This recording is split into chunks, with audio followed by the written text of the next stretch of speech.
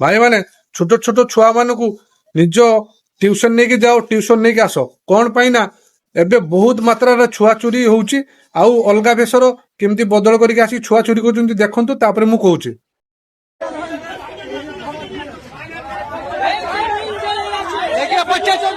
एमानकर पैसा मतलब एमानकर कहारी माने दुख कष्ट बुझीबेनी ये छोट छोट छुआ मानू आम ओडिशार नहीं बाहर देश को बिक्री कर किछिटा पैसा पाई